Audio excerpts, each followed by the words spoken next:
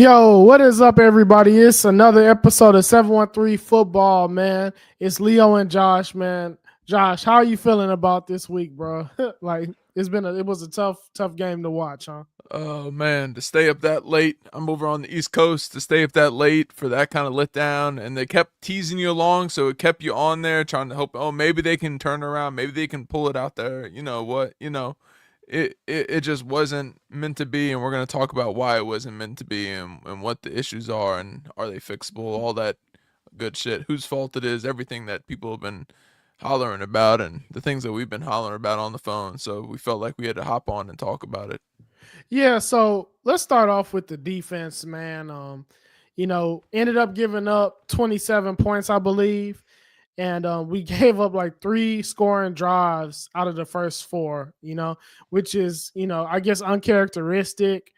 But they were able to run the football, particularly like early on us. And, people think of Kubiak, being a wide zone guy, but it seemed like everything was in between the tackles at our weakness, which is our defensive tackles. We don't have the biggest defensive tackles, and they really exploited it. It just seemed like they were way more prepared for this game than we were, even after a 15-day layoff with the bye week, man. So, I mean, let's start off right there, Josh. I mean, what do you think about the defense's performance this week? Yeah, it's one of those things, one of those situations where turnovers kind of covered up for a lot. I think you kind of spoke about it where in general they obviously played good enough to win. You should never lose a game where you force 4 turnovers in a game, right? And are able to turn the field and keep your offense in it when they're playing that horribly. Later in the game, they really got their shit together. When Seattle turned into kind of ball control mode where they're just trying not to make mistakes, they started playing really well because that's how they kind of thrive. But man, we got to really look at it and say, okay, how do we play when other teams are playing at their highest level, when they come out with a certain game plan to attack us a certain way? And it wasn't good. Like, it just wasn't good the way we started this game, right? Like, I know we fixed it later, but man, we heard D'Amico talk about it when they asked him, all right, what was your plan for JSN, right? They asked him over and over. I'll give DJ Bieniemy all the credit in the world. He said it over and over again. Like, you talked about going in this game. You were going to rough him up. You're going to try to get physical with him. And they came out on off coverage over and over again. And he basically kept giving these canned answers to where it seems like there was almost some sort of mutiny going on, right? Where they were just saying, we're going to play it this way. This is how we want to play it because we don't want to look bad out there, maybe. Who knows? I mean, we always have that like Steven Nelson approach to football where we've seen that happen with corners where they play one way when they're being coached another way and different things going. And, there's a lot of situations that, but never thought I'd see it happen with D'Amico. But, I mean, you hit it on it. The DTs right off the jump reverted back to the shit that we saw early in the year. That just wasn't good enough, right? And then you go ahead and that passive approach from JSN was one thing, but then you spin it around and they were giving up the one thing you knew going into this game, that they were going to attack us with their tight ends because we were going to overcompensate to the receivers. And over again, the play action game, they were able to get these little freaking tight end leaks. They got Stingley spinning around. Stingley had a pretty rough game. Overall, he made up for it later with an interception, but he just seemed like he was kind of indecisive about where he was supposed to be, where he wanted to be, kind of thing. And when Stingley's thinking too much, all the way back, I've seen it all the way back in college. It's not the best version of Stingley. So, I mean, you go across, I mean, there's really not a lot to say. I mean, the biggest thing, and we'll talk about it, I'm sure you're going to talk about it, is 2 massive dumb plays that extended drives and ended the game with the Z's play where we finally stopped them on 3rd down. We had that stupid play that he decided he was going to pile drive him like he was WWE into the freaking ground, extended the play, and just continued to kind of grind on the defense. And then on the other side, I can't remember, did they score on that drive? Yeah, they did. Yeah, I kind of just blanked out after that. I kind of just in a hot rage. And then the other side, your boy Tim Settle decided we were talking live during the game, and I said, "Holy shit!" Because I saw the flag, and your honest reaction was, was, holy shit, what kind of stupid play are we doing here? Yeah, well, I mean, I didn't even realize they threw the flag on Right, my TV. I right, just saw him jump on top of the pile, and I was just like, right, "Wow, that was just really stupid and right. unnecessary." And then I see the flag. I'm gonna go off on this JSN thing stuff. I mean, listen, I mean, JSN is a very fine receiver. He's like, you look at the numbers he's putting up right now; they're historic numbers. Hmm. So he's a great player. Great players are gonna get theirs. I think that it just kind of goes back to, this is a run heavy play action offense, and Sam Darnold is pushing the ball downfield and being aggressive off of play action. It just kind of goes back to that for me. Like, we were so bad at stopping the run that there was kind of no way that you could take a player like that out of the game when they're able to run play action. You're not able to really get help from the linebackers at all. Guys aren't getting into their depth and their spots, because they have to play the run. And I mean, like I said, he's a fine player. He's going to get open. I mean, I didn't know that he was going to end up being this as explosive of a player as he has developed into, but I mean, he played fine. I mean, I don't think that JSN really was the reason we lost this game. I mean, I don't remember him getting any like 50, 60-yard plays. I don't remember him really flipping the field and going really crazy. He did continue some drives, but that's what great receivers do. You know what I mean? This game to me was decided early when we could not stop the run, right, on defense, right? And I think that we have to kind of move right to the offense because, I mean, we gave up, 3 straight scoring drives, right? And they were unanswered. And then we're playing from behind, And I think that, let's talk about it. I mean, we were tied for the worst yards per play this week, 3.7. CJ Stroud was 46.9 completion percentage. Like, he's bottom 5, bottom 6 in all categories. From what I just quickly glanced at NFL Pro, it was pretty bad. He was low on the list on everything, almost bottom quarter of almost everything I've seen. Also, I mean, we don't even have to talk about the ineffectiveness of the run game, and I feel like that kind of goes into what we're going to be talking about later. But to me, this was just another poor example of an offensive performance from our whole offense, from the top down. I mean, Nico had, some really uncharacteristic drops, in the middle of the field that would have been a big play.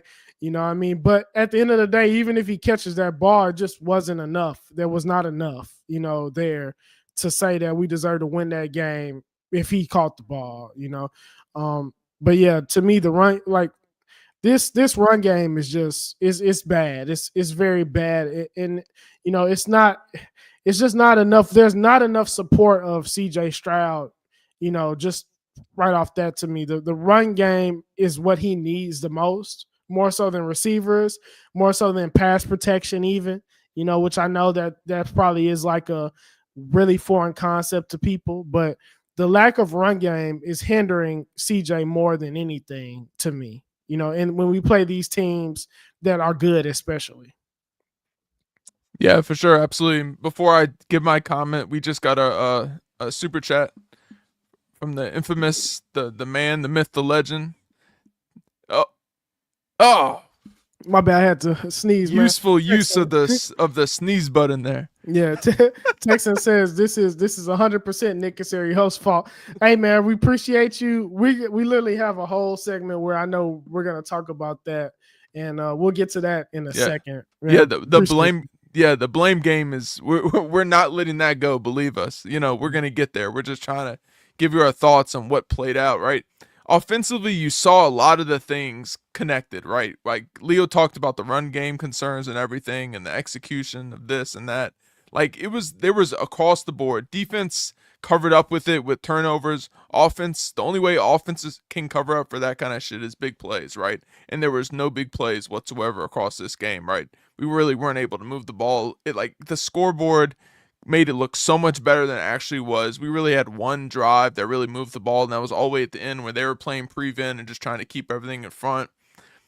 I think the biggest question we have now moving forward and what we've looked at in this offense, and we've seen it over and over again, they had 2 weeks. Like we talked about those 2 weeks and the plan for going in against that play action heavy offense. We made that run game look like the second coming of whatever, the Titans when they had Derrick Henry, right? Like they were a 26th, 27th ranked rushing offense. And we made them look like that those first couple of drives, and we put us behind. But when you spin that around to the offense, it's the same concern where Kaylee identified certain things that worked the last couple of weeks, albeit against lesser opponents, and there's certain things, but there is such a narrow scope of how this team has to play right now in order to move the ball with how CJ is playing and with the lack. I'll just say it. There's absolute zero buy-in across the board on offense with what the coaching staff is asking them to do. There's no buy-in from the quarterback. You've heard it over and over again where he's talking about dip and dunking and death by a thousand cuts, whatever the damn saying he used, that it seemed like who knows, like it's just crazy that he keeps like these underhanded comments. It's kind of ticking me off because it's like you're the one that wanted this guy in here. You're the one talking this guy up all throughout. You're saying, "Oh, I'm going to get more responsibility for this and that." But here's the thing, right? In terms of operation of getting the plays in and getting the protection set, Kaylee did a better job in this game. There wasn't those similar concerns where the plays were getting laid and there was more pressure on the quarterback. That play was getting in there pretty damn quickly, and it was giving him enough time. CJ, when I'm saying he, was given enough time to kind of set everything up. He just wasn't doing it. Things weren't getting set. So when that is pre-snap, but that's quarterback to the rest of the team, and he's not leading right now. He's not setting tempos up. He's not leading the tempo. We can go down the line, and I'm sure we will, about all the different minute details that he's not providing right now, but there seems to be no juice from this offense right now, and it all comes back to the quarterback, because as much as we can complain about the offensive line doing this and the offensive line doing that, there's ways to win with lesser offensive lines. We saw it a couple of years ago where that offensive line wasn't great, but they were able to, there was a buy-in and there was a cohesion around a approach to offense. And you just don't see that right now. And I think it starts with a quarterback and it spreads out from there. Well, let's just talk about a couple stats too, man. Right now, yesterday or Monday, we were second lowest in the NFL in EPA per rush per play at negative 0.58. We averaged 3.1 yards a carry. And CJ was our leading rusher. It's just wasn't a good game. It was a bad game, and then that kind of led him that combined with us being down. We only we only ran the ball, I think, design runs probably less than 5 times almost. It was pretty small, less than 10 for sure. You know what I mean? So it was just a perfect storm, for not being able to run the football, not having a chance, you're behind. And man, I agree. It just wasn't an ideal situation. I mean, let's go ahead and talk about the whole Nick Caserio thing now, man. Listen, I mean, honestly, how I feel about this. Well, Josh, you go ahead and kick it off because I know we might have some different opinions on this, but what do you think about, is this Nick Caserio's fault in your opinion? I mean, of course it is at a certain level, right? He's the GM. Like, all these are his players he's brought in. This is his coach he brought in at a certain, macro level. Obviously there is. But I think, he's still the same guy that built this defense. He's still the same guy that has added these pieces around around the quarterback in terms of seeing how Jalen Noel has played when he's gotten the ball, seeing how Woody Marks has played, drafting Nico Collins in the late rounds, all these pieces he's brought in around it. The offensive line hasn't worked in the way that they needed it to in terms of the run game. And I think a lot of that has to do with Mixon not being there, and that completely shattered a lot of things with how they wanted to build everything. And that was kind of a big fault off it. I think something that they thought they had protected against with the Nick Chubb addition, and it just hadn't happened. But man, here's the thing, one of the big concerns of him right now, it's clearly the offensive line, right? the guys that he's missed on, Kenyon Green, first round pick, can't miss on that. Second round pick in Juice Scruggs, can't miss on those guys, right? Then you go around, you have Blake Fisher, who's still young, developing, but he's technically a miss, right? And then Ariante Urstery is a question mark. He's at least playing right now. He had a good game in terms of like pressure rate allowed. In terms of rookie offensive lineman, he was number one in this last game. He had some bad moments, but in general, he had a 1.9% pressure rate. So I think when you kind of look at everything overall, it's clearly his fault. He's got part of it. He's got dirty hands in this, but I don't think it's a point right now where getting rid of him and saying we're going to just fire Nick Caserio to remedy the situation is going to fix it, because of all the other positive things. If you look over his hit rate throughout his time with the Texans, it's really damn good. Like, it's the same guy who brought in Stingley, brought in Will Anderson across the board, found Nico. We can go down the line. Just found Jalen Nolan in the 4th round, who I think is going to be really good, and I'm sure we'll talk. But it's way more nuanced than just Nick Caserio is the guy that we blame everything on. But he definitely has responsibility across the board because it's his roster, and he would say the same thing too if you asked him. Mm-hmm. Well, I have to put this one up before we move on. Eagles have the tush push. We have the tush squirt. Pure shit, can't score.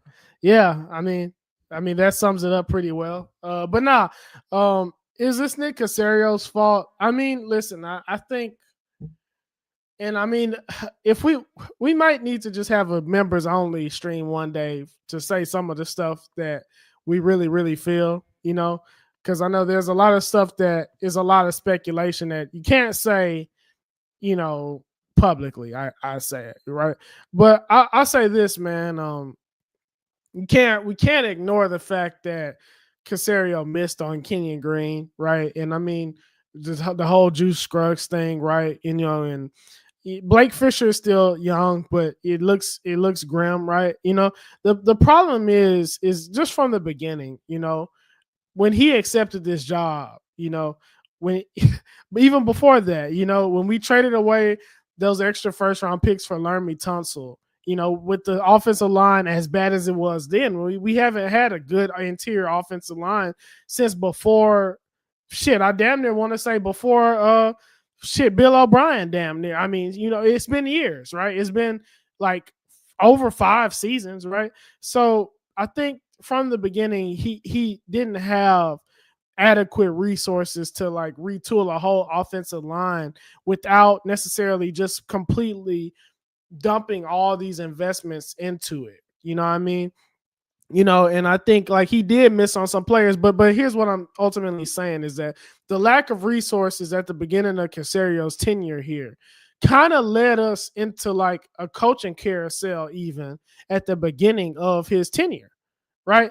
I mean, we went from David Culley to Lovie Smith, offensive coordinator. We had 4 different offensive coordinators, and damn near each of them runs a different scheme, right?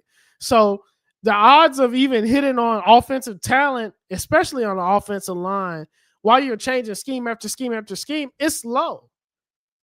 Of course, I could say we should have drafted, Tyler Linderbaum now, right? We can all say that. But even like a thing that Josh we were talking about earlier, he's also a small guy, and we had a bunch of small guards around him. And I mean, we don't like from the beginning, man. This has there's been a lot of turnaround here.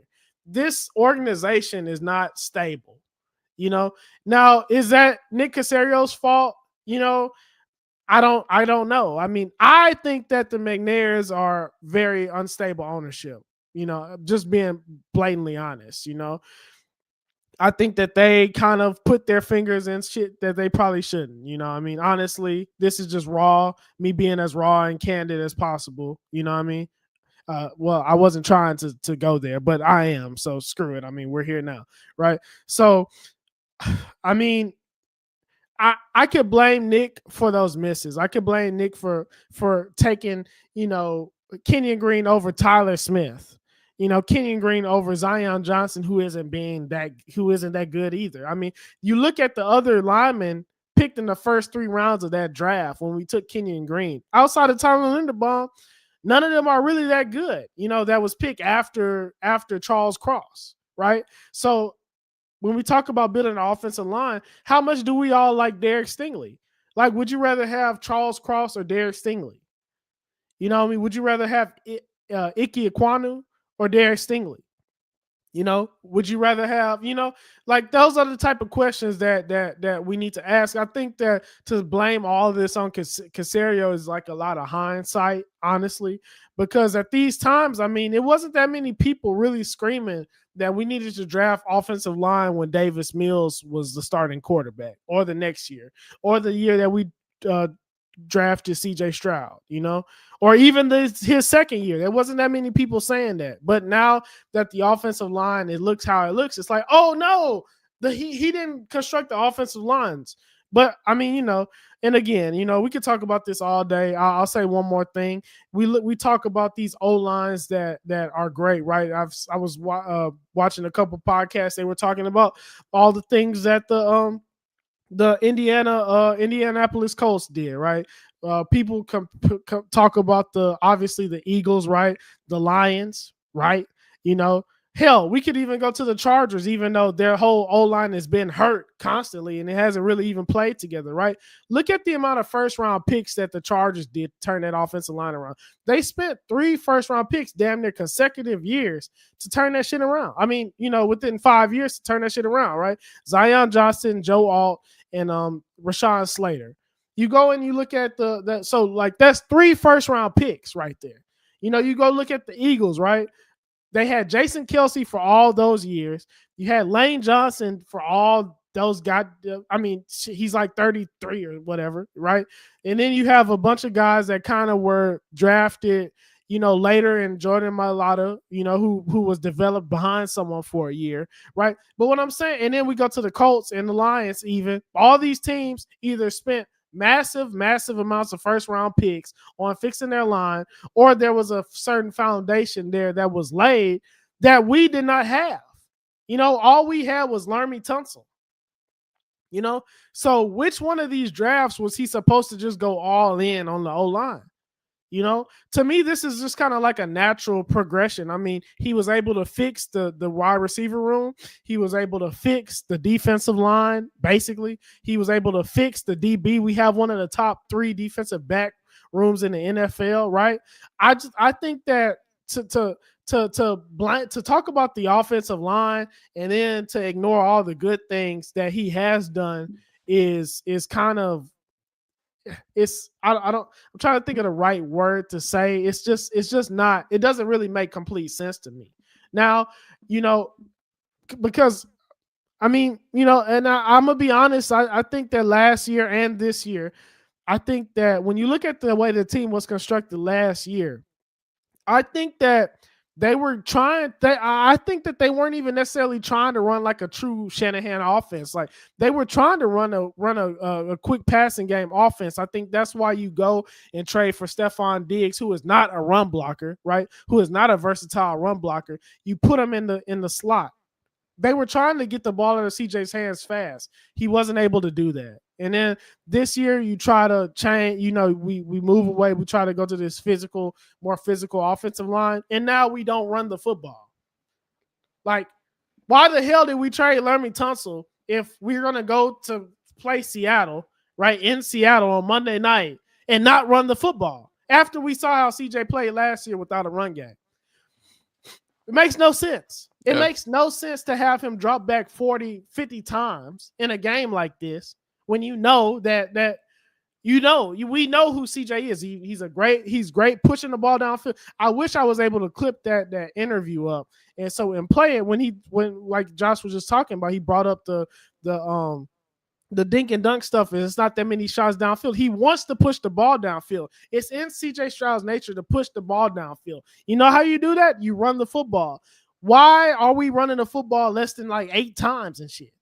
Right. So to me, like, if you want to blame Nick Caserio, fine. I mean, yeah, it is his fault. It is his roster, right?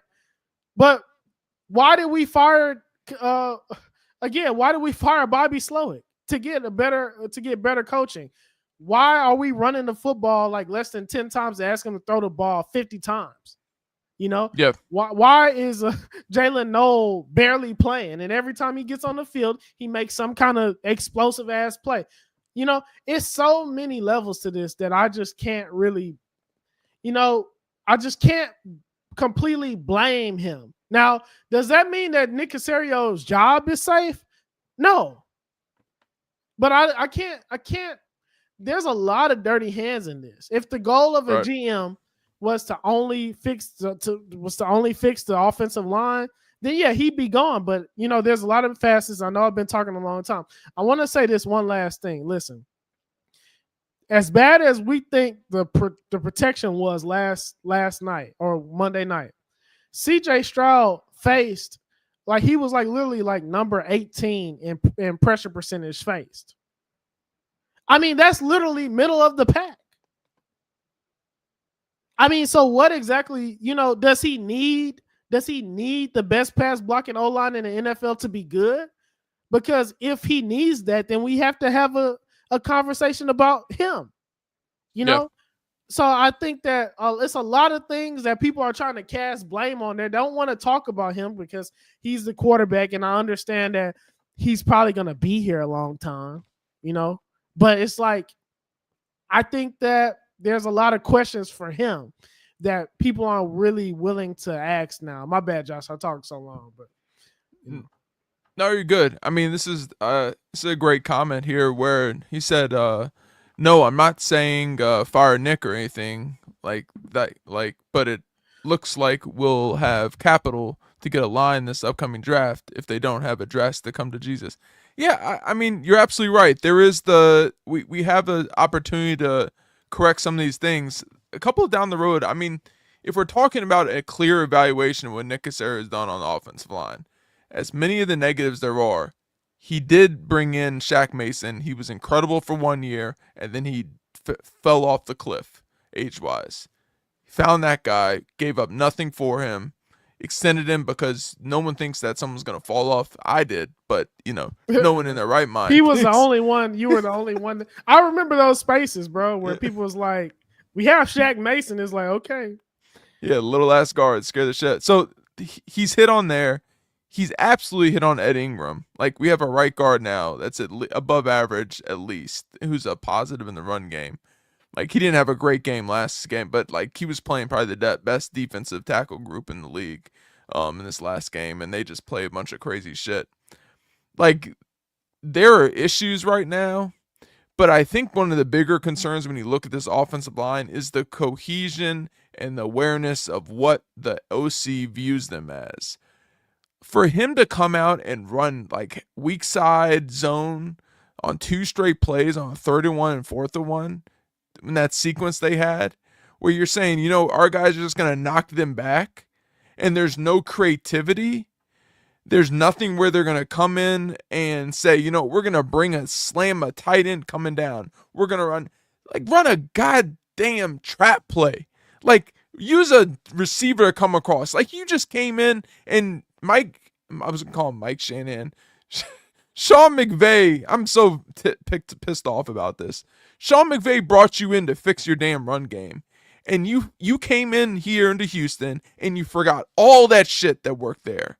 Everything that worked there. Because their personnel on the offensive line, it really isn't a ton better than what we have, if we're being honest. They have some better players. But in terms of pure blocking, athleticism, talent, there's ways to manufacture a run game with this team.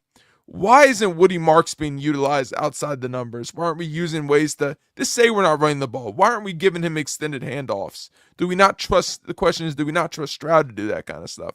Why aren't we using Nico in screens? I haven't seen a screen from Nico in 3 weeks at least. We're starting to throw fade balls, which I never thought I'd see CJ Stroud throw in his life.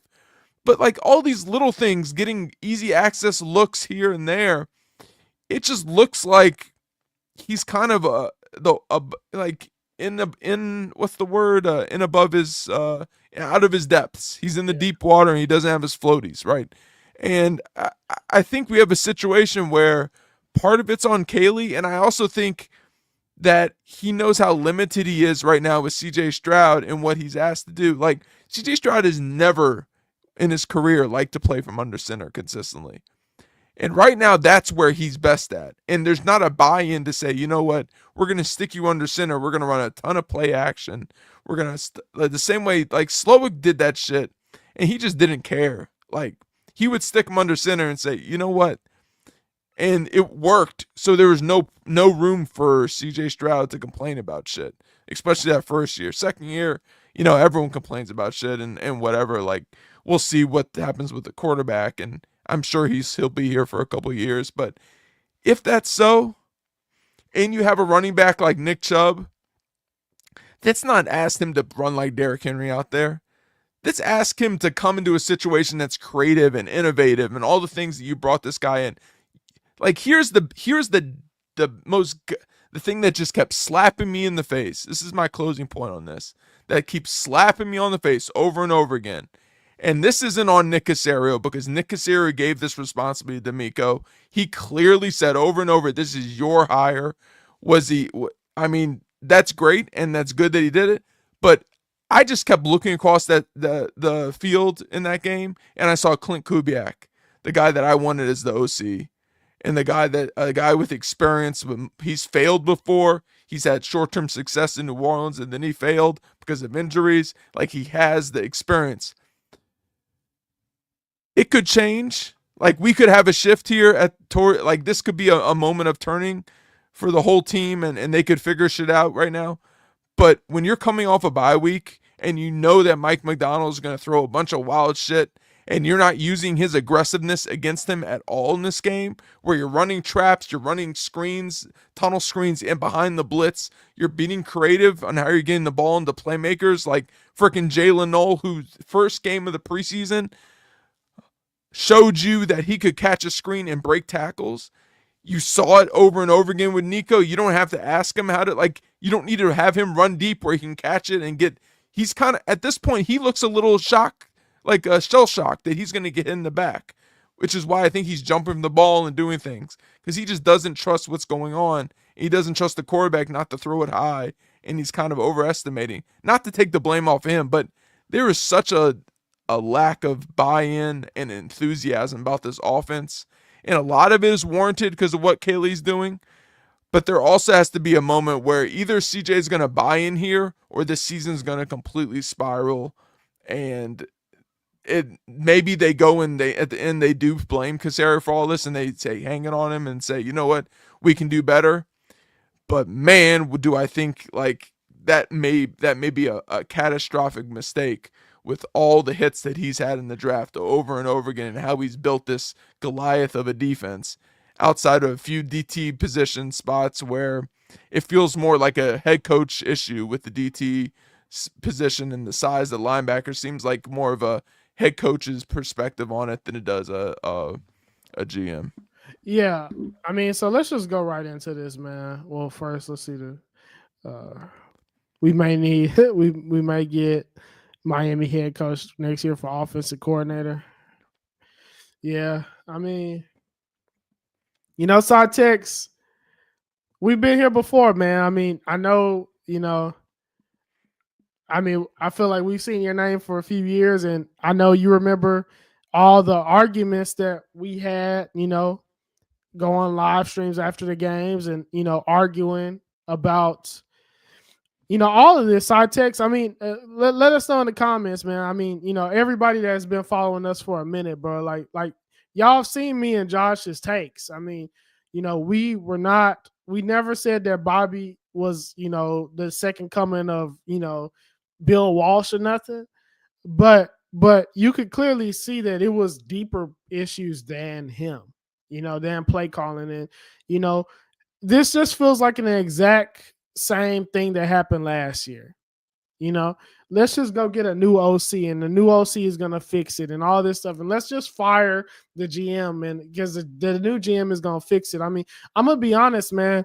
If our quarterback was as good as people said he was the last two seasons, if he was truly a top 5 elite quarterback, we would have been better last year. Like we would have, we would be better right now. I just think that he's not. as great as he is, and consequently, where you can blame Nick Caserio is again, like, you know, you didn't quarterback proof the team, but that's exceedingly hard to do, especially when you're playing this schedule. And like we was talking about earlier, you know, these teams that have these great offensive lines, a lot of them have been built for years, you know?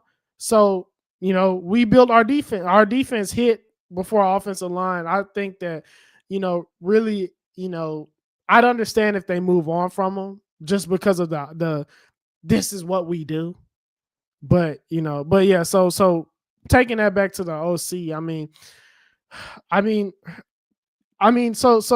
what's next though? Like, Cytex, let me know, and everyone that's watching, you know, like, if we fire this guy, and I didn't even expect to go into this because I didn't even expect to see a comment like this.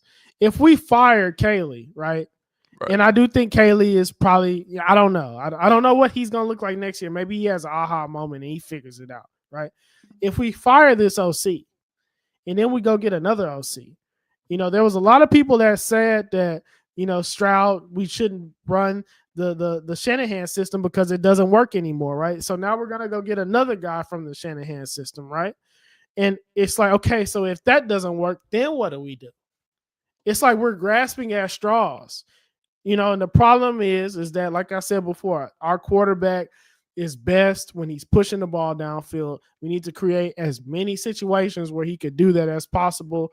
And that starts with running the football. That starts with getting favorable passing looks, you know, and play action shots. You know, that's what I think we should do, you know, and I think that so it's funny that, you know, I was sets us up right for this. Where do the Texans go from here? You know, the crazy thing is that we are at a spot where we're at actually a spot where, like, you know, it feels like all hope is lost, but there still is some hope. I mean, if we win these next couple games, or if we go 2-1 the next 3 weeks, you're sitting, you know, still creeping around 500, you know, and you know, maybe you go on a little run here and there. Maybe a couple teams get hurt and you stay healthy and things pop off. But I mean, you know, every time we have the spotlight on us to take our, you know, to really, really just leave a stamp of approval, we screw it all up. Right. So I can't say that's going to happen at all. I'm at this point, I'm just watching. You know, I think, where do the Texans go from here? And I'll kick it off to you, Josh, after I say what I'm going to say about this, man. Like, listen, I think that we have to run the football. We have to do the same stuff that people, you know, criticize Bobby for, because I seen CJ throw the ball 50 times. I saw him have under a 50% completion percentage. You know, I saw all type of weird things this week. We need to run the football, even if it doesn't work. Take the pressure off of him, and maybe just catch these teams leaning. And I think that's the short-term goal. Long-term, this offseason, you know, the unfortunate reality is that we might have to end up reaching on a couple offensive linemen. We might have to end up overpaying on a couple offensive linemen, because at the end of the day, you know, tight ends as well. We need to force these teams into their base defenses, right? And we need to have explosive players that can create vertical shots from these huge, you know, lineups. So I'm talking 2 tight ends, fullbacks, you know, and we need to be able to create explosive plays passing from there. And we have to be able to run the ball consistently, or at least positively, or we have to be good enough at running the football to where these teams have to prepare to stop it, to give CJ Stroud looks that he's comfortable from throwing on. And that has been what me and Josh have said for the last 2 years. You know, I mean, yeah. It's the same exact issue. You know, that's what it is to me, man. What do you think? Yeah. Let's go down the come with me down the list of things that we gotta find a way to fix, right? Like, here's the deal. You're absolutely right with the run game, but I don't even think it has to be technically the run game. Like, that's part of it. But I think what it has to be is we got to get to a point where we're the number one thing that we come into games offensively is 0 negative plays and giving CJ Stroud as many layups as possible and as many easy access plays, whether it's a run play, whether it's a screen, like whether it's a boot to the tight end that we ran about 5-6 times and it worked over and over again in this game to Schultz, but then we went away from it. Like there's little things like this is a team that clearly knows how to do that shit. It showed you 2 years ago that it knows how to do it.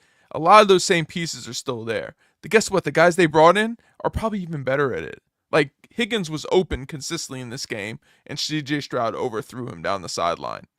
That's because CJ Stroud wasn't in a rhythm because you weren't giving him layup after layup after layup and force feeding him until he like some kid that has to eat their vegetables just give it, and then eventually they're strong enough where you know what they're just gonna eat him because they see the benefit. That's probably a terrible metaphor, but anyway, like that's number one. Number two, there has to be some kind of meeting. Like this next game plan versus the 49ers, great. X's and O's, great. Find all those easy access, creative plays we talked about. I'm not going to repeat myself on that. There's a ton of stuff they can do in the run game to fix things when you play against the defense that's super aggressive, their linebackers. But man, it just comes back to like, can Caley get the team back on behind him? Can D'Amico get the buy-in? Is Kaimi Fairbairn going to kick the ball out of bounds at the end of games to where it's going to set up the clock in a way that they're going to not have basically extra timeout with the 2-minute warning that they basically forfeited when he kicked it out, when he didn't kick out of bounds and allowed them to return, and it created more situations where they didn't have another stoppage, right? Like, are we going to stop doing stupid shit like what Tim Settle did, what Aziz did, that directly connected to one, ending the game for us, the other one we talked about, just extending a drive leading to scores. That shit is worth points. That shit is too important where we're going to see right now whether D'Amico is a guy that was a bit of a front runner the last 2 years where they were winning the division. They were finding ways to stay above 500, and everyone was so happy because of how bad the few years were before. Is he a front runner, or is he a guy that can turn his ship around when it's going the wrong direction? Is he a guy that can get that buy-in back in? Was the secondary, like, there's a lot of context clues that the secondary was kind of doing their own thing in a lot of those coverage situations with JSN. What the hell is that about, right? Like, we never once questioned what he's doing. Can there be a buy-in? Is there leadership on this team enough that they can kind of turn this around? Where are the leaders on offense? This team was almost, this is the one thing that I will lay at the feet of Nick Caserio. This offense was fatally built in how it depended on Joe Mixon's leadership in a way that none of us realized until we're getting to this point now, right? We kind of knew that he was the one guy that could kind of talk, and everyone, he just wouldn't give up and would have to like force people to listen to him. They don't have Diggs there anymore. Like, Christian Kirk is not that kind of dude. Like, Nico Collins is a quiet dude. He's just kind of like, he's intense. He's a competitor, but he's not a guy who's going to get out there and like yell and scream and get things going a certain direction. Titus Howard, hell no.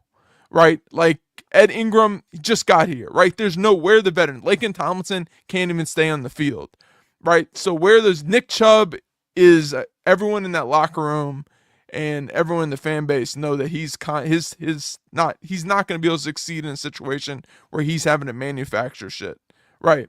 The quarterback doesn't want to be there right now. You can tell he's tapped out. Can that buy-in come back in?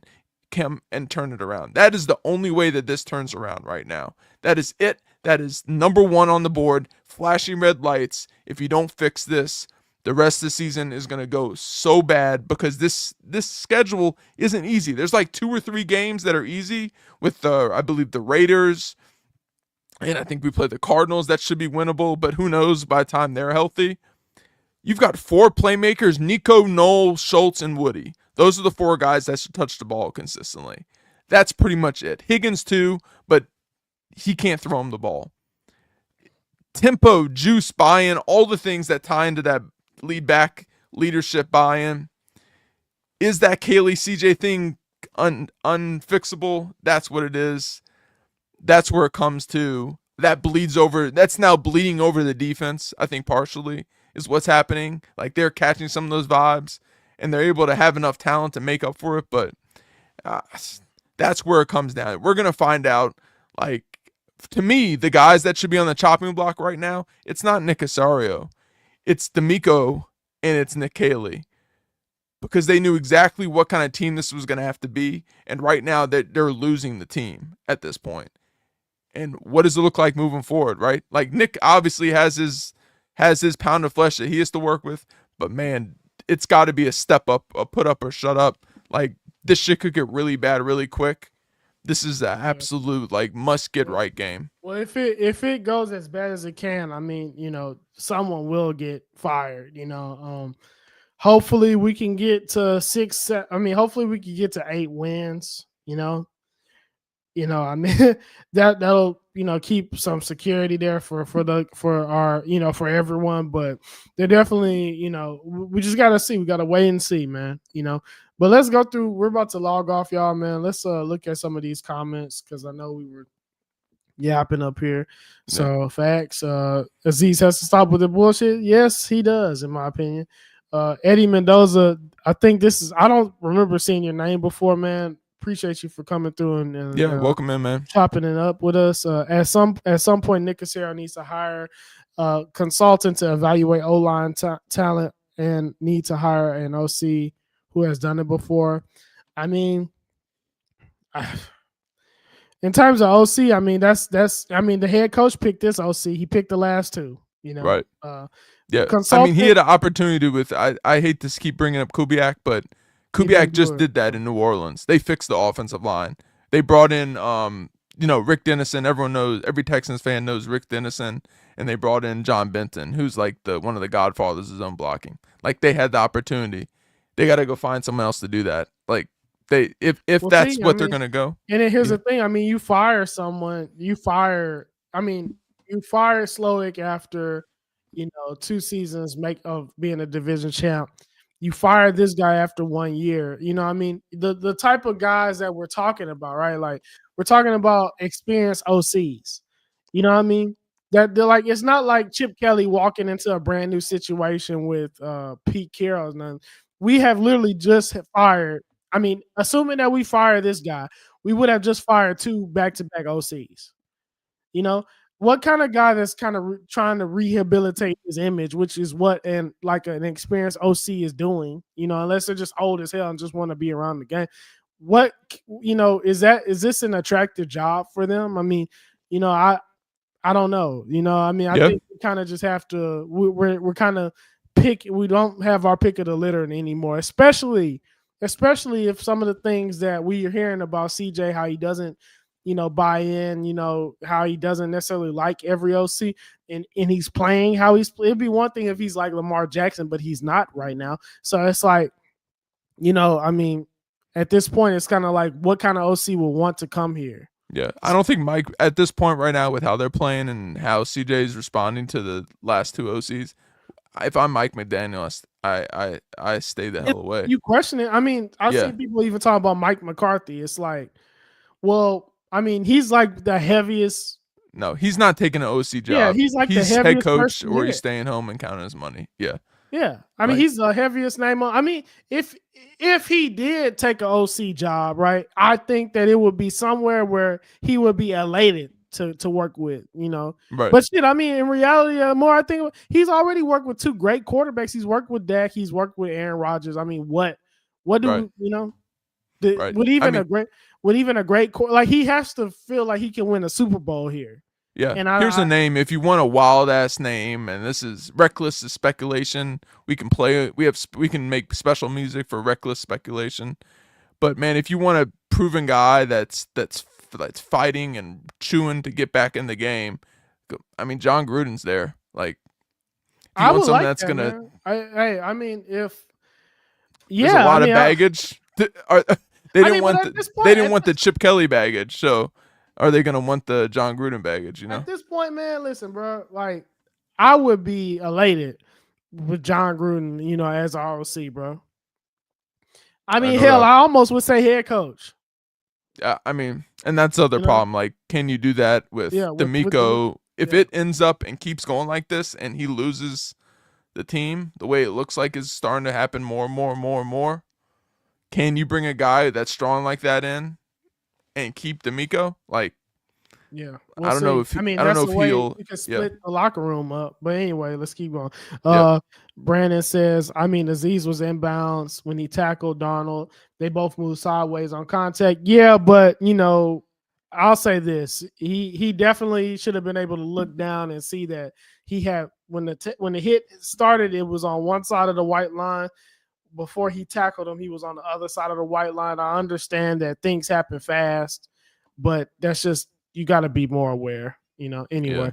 D'Amico should sign on this next game. He knows their DNA and where to attack them. Well, sorry to say, he should have shined this game because, I mean, that goes both ways.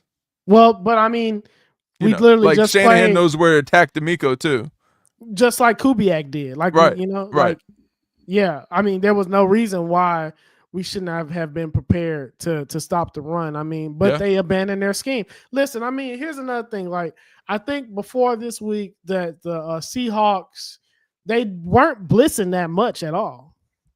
And when they played us, they blitzed, right? Teams change what they're doing. You know what I mean?